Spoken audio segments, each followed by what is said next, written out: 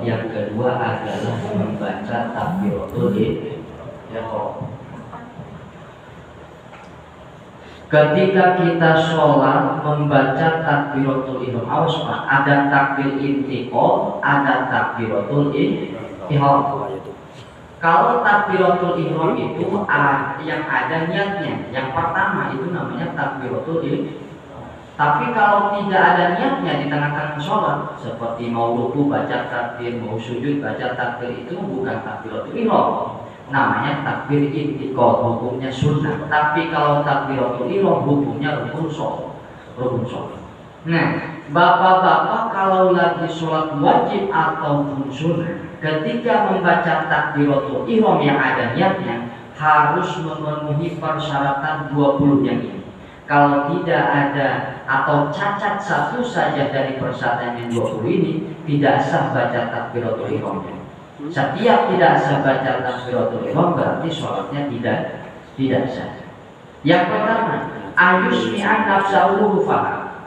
Syarat yang pertama adalah membaca takbiratul ihram, syaratnya harus terdengar oleh diri sendiri. Karena rukun bersifat qauli. Kemarin kita bahas bahwa rukun yang bersifat ucapan syaratnya harus terdengar oleh diri sendiri. Yang kedua, antakuna halatal qiyam bil fardhi. Ketika membaca takbiratul ihram harus posisi sedang berdiri ketika sholat fardu. Maka tidak sah bapak-bapak, misalkan bapak mau sholat fardu subuh atau fardu maghrib, dari sini sudah baca takbir Allah gitu. Itu tidak sah. Jadi bapak-bapak harus jejak dulu, harus berdiri dulu baru takbiratul ihram. Jadi kalau belum jejak, belum berdiri tegak, itu tidak sah bapak baca takbir, karena syaratnya takbir harus dalam keadaan berdiri posisi tegak. Terus yang seterusnya adalah antakuna bil arabiyah. Yang ketiga adalah syarat takbiratul ihram itu harus menggunakan bahasa Arab. Tidak boleh dengan memakai bahasa lain. Walaupun ada bahasa yang persis dengan Arab seperti bahasa Turki, itu persis dengan Arab. Bahasa Amiyah dan lain sebagainya, Arab Amiyah itu tidak sah. Kenapa? Karena harus menggunakan bahasa Arab fusha. Fusha itu yang memang seperti Quran, itu bahasa fusha. Seperti kitab-kitab kuning para ulama itu kitab fusha, Arab fusha. Yang keempat adalah tartib. Allah dulu baru akbar, tidak boleh akbar baru Allah. Akbarullah tidak boleh. Harus akbar dulu, Allah dulu baru Allahu akbar. Harus tartib. Yang kelima, anutku bilantil jalan. Harus menggunakan lafaz Allah, walaupun Allah namanya banyak sekali, ada 99. Ar-Rahman, Ar-Rahim. Apakah cukup kita membaca Ar-Rahmanu Akbar pas sholat? Tidak cukup. Allah diganti dengan Ar, walaupun Ar-Rahman itu salah satu nama atau sifat Allah, tidak bisa. Jadi harus tetap menggunakan lafaz Allah. Yang keenam, anutku bilanti akbar, harus menggunakan lafaz akbar, tidak boleh. Sebenarnya mah ada perbandingan lafaz akbar adalah Azam. Azam itu bahasa Arab juga, namanya juga yang besar. Dan yang agung juga sama. Tapi tidak boleh Allahul Azam, tidak boleh. Walaupun Azam sama artinya dengan akbar, yang agung atau yang besar. Jadi harus tetap menggunakan Allahu dan lafaz akbar, Allahu akbar. Yang ketujuh adalah tidak boleh ada membagi hamzatul jalalah. Tidak boleh memanjangkan hamzahnya lafaz Allah. Allah itu tidak boleh, tidak sah. Karena ini adalah merupakan syaratnya takbiratul ihram. Suka ada bapak orang awam itu bacanya begitu. Allah. Kalau lafaz atau hamzahnya lafaz Allah dipanjangkan, itu nanti akan menimbulkan pemahaman yang beda. Karena ketika hamzah dipanjangkan menurut kata-kata bahasa ilmu nahwu, bahwa hamzah kalau dipanjangkan berarti menimbulkan pemahaman istifham. Jadi nanti maknanya bukan seperti ini. Biasanya Allah Akbar maknanya kan Allah Maha Besar. Tapi kalau hamzahnya dipanjangkan berarti ada makna tambahan. Apakah Allah Maha itu tidak sah. Maka kenapa hamzahnya tidak boleh dipanjangkan? Allah, tidak boleh. Langsung ditasydid Allahu Akbar. Tidak boleh. Allah, tidak boleh. Tidak bisa. Yang kedelapan ada rumadi baik akbar. Tidak boleh memanjangkan baknya lapan akbar. Suka ada Allahu Akbar. Baknya dipanjangkan. Tidak bisa. Tidak bisa. Yang kesembilan ada mustasydidil ba'i, tidak boleh mentasydid huruf ba. Berarti ketika huruf ba ditasydid, kafnya ini berarti diharakati, entah di dhamma, kasrah atau fathah. Berarti Allahu Akbar tidak boleh. Banyak tidak boleh ditasydid. Yang ke-10 al-muwalatu bainahuma, harus terus-menerus antara lafaz Allah dan akbar. Tidak boleh bapak-bapak seperti ini.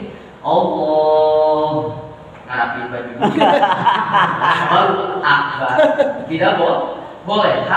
Jadi langsung harus terus semua kontinu antara lafaz Allah sampai Allahu Akbar. Tidak boleh Allah napas dulu atau kita ngabari baju dan sebagainya, tidak boleh. Jadi langsung kontinu Allahu Akbar. Ada yang ke-11 ada rumadi alif fil jalalah ziyadatan asabi alifatin.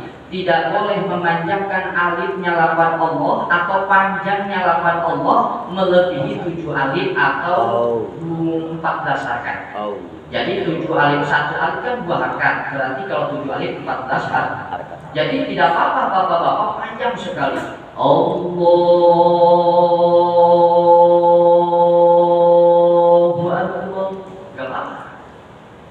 Yang penting Allahnya yang panjang, bukan A-nya. Bukan Allah, bukan itu. Tapi Allahnya yang panjang. Allahu Akbar. Jelas Pak Jo. Kan biasanya panjang. Ya. Jadi gak apa-apa. Yang penting jangan melebihi 7 alif atau jangan melebihi 14 harakat. Yang ke-12 tidak boleh menambahi waw di antara Allah dan akbar. Alla yazida wawan bainahuma. Tidak boleh menambahi waw di antara lafaz Allah dan akbar.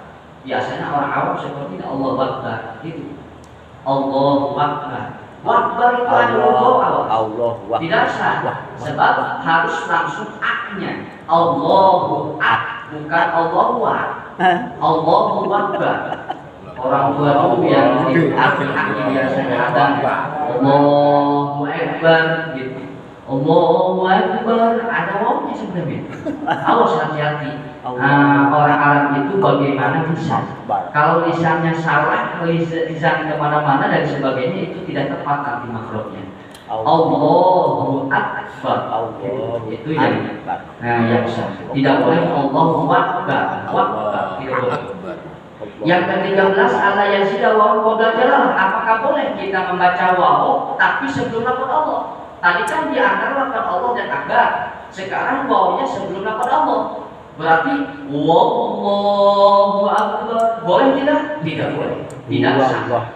Menambahi huruf waw sebelum lafaz Allah. Kalau tadi kan menambahi waw di antara Allah dan akbar. Sekarang menambahi waw sebelum Allahnya itu juga tidak sah. Biasa saja Allahu Akbar, tidak boleh Wallahu Akbar. Terus yang ke-14 adalah mura'atul hurufiha, harus menjaga huruf takbiratul ihram. Tidak boleh hak diganti hak kecil. Misalkan Allahu seharusnya hu ini mah hu, atau diganti dengan seharusnya ini mah akbar, pakok akbar, itu tidak sah karena tidak menjaga huruf takbiratul ihram. Terus ke-15 harus sudah masuk waktu. Ayat itu lalu waktu fil muaqqat. Artinya ketika kita takbiratul ihram sholat duhur, ya sholat waktu duhurnya sudah masuk. Ketika kita takbiratul ihram asar, ya asarnya sudah masuk, kecuali sholat qadha. Qadha itu di luar waktu, tidak apa-apa. Terus yang ke-16 antak tarina biniat, harus dibarengi dengan niat, sebab takbiratul ihram itu di tengah-tengahnya ada niat. Kalau niat sholat maghrib ya maghrib, kalau niat subuh ya subuh dan sebagainya. 17 takbiru takbiratul makmum an takbiratul imam. Ini posisinya kalau kita jadi makmum, tidak boleh takbiratul makmum mendahului takbiratul imam, tidak sah. Terus makanya kalau kita berjamaah paling belakang, terus imamnya nggak kedengeran, nggak pakai speaker, itu kita tidak sah takbiratul ihram sebelum melihat imam. Oh, ini jauh sekali, imam tidak terlihat, berarti tidak sah kecuali kita harus melihat makmum yang di depan kita. Kalau makmum yang di depan kita belum takbir, harus jangan takbir. Kalau belum sujud, jangan sujud. Kalau memang imamnya nggak terdengar, nggak terlihat seperti dulu, nggak pernah pakai speaker kan dulu itu orang-orang dulu. Nah, sekarang juga masih ada kan di beberapa tempat. Misalkan jamaahnya membeludak.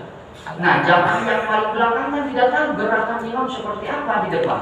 Apakah sudah takbiratul ihram kah? Apakah sudah ruku? Itu awas. Makmum yang tidak terlihat, yang tidak melihat imam dan tidak mendengar suara imam, jangan dulu takbiratul ihram, jangan dulu ruku, jangan sujud. Kenapa harus melihat makmum yang di depan? Makmum di depan harus melihat yang di depan itu dulu. Dulu itu seperti itu, karena tidak terlihat imam, saking tidak terlihat sampai tidak terdengar. Karena memang dulu itu jarang pakai mic, jarang pakai mikrofon, gitu.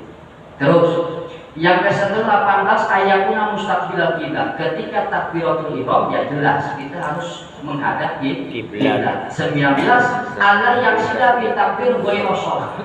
Yang seterusnya adalah tidak boleh takbiratul ihram kita diniati takbir bukan sholat. Contoh, kita sedang sholat di Jakarta, biasa yang demo-demo kan banyak di Jakarta.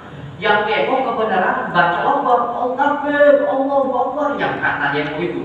Orang-orang sedang demo takbir Allahu Akbar. Kata kita yang mau sholat mau ikutan apa takbir ya? Nah, kita mah sedang sholat aja lah, Allah diniatkan takbir demo. Sejaknya itu tidak sah. Jadi harus disejak memang takbiratul ihram sholat, bukan untuk mengikuti takbir yang sedang demo di pinggir masjid misalnya. Gitu. Terus yang ke-20 yang terakhir harus menggunakan hamzah kotok. Allahu akbar itu kan hamzah kotok. Kalau Bapak mengkaji kitab tata bahasa atau ilmu nahwu, ada hamzah wasol, ada hamzah kotok. Kalau hamzah wasol itu kalau terempit dua kata berarti tidak terbaca. Berarti kalau tidak terbaca seperti ini, Allahu akbar, alifnya tidak terbaca. Allah. Karena memang akbar ini hamzah kotok ya harus terbaca. Karena bukan hamzah wasol. Tapi kalau kita di hamzah wasol kan berarti tidak dibaca, berarti tidak sah. Contoh berarti Allahu akbar, hamzah tidak dibaca, itu tidak sah. Karena hamzahnya bukan hamzah wasol, tapi hamzah kotok. Ya karena hamzah kotok maka harus dibaca Allahu akbar. Nah, sekarang permasalahan takbir sedikit lagi. Permasalahan takbir, bagaimana kita mema'rifatkan atau menambahkan alif lam di lafaz akbar? Apakah boleh? Boleh. Contoh, Allahul akbar. Jadi al-akbar ada alif lamnya, Pak. Itu boleh nggak Bapak? Allahul akbar. Jadi akbarnya ada alif lamnya. Itu tidak apa-apa. Cuma khilaful aula atau khilaful afdal, menyalahi aturan yang lebih utama. Sebab yang lebih utama akbar itu nggak usah pakai alif lam. Jadi biasa saja Allahu akbar, nggak boleh Allahul akbar, nggak apa-apa, sah. Cuma khilaful afdal. Terus apakah boleh di antara Allah dan akbar diselingi dengan sifat Allah? Oke lah, tadi kita katakan bahwa harus menggunakan Allah dan akbar. Cuma di tengah-tengahnya memakai sifat Allah seperti Ar-Rahman, Ar-Rahim, Al-Malik. Contoh, Allahur Rahman Akbar. Boleh tidak? Boleh, nggak apa-apa. Yang penting ada lafaz Allah dan akbar di tengah-tengahnya. Mau menggunakan sifat Allah, misalkan sifat Allah Ar-Rahim kan, Allahur Rahim Akbar, atau Ar-Rahman, Allahur Rahman Akbar, nggak apa-apa. Cuma sekali lagi khilaful afdal atau khilaful aula, menyalahi aturan yang lebih utama. Sebab yang lebih utama antara lafaz Allah dan akbar jangan diselingi sifat Allah. Sudah cukup Allahu Akbar, sudah gitu aja. Sampai situ silakan.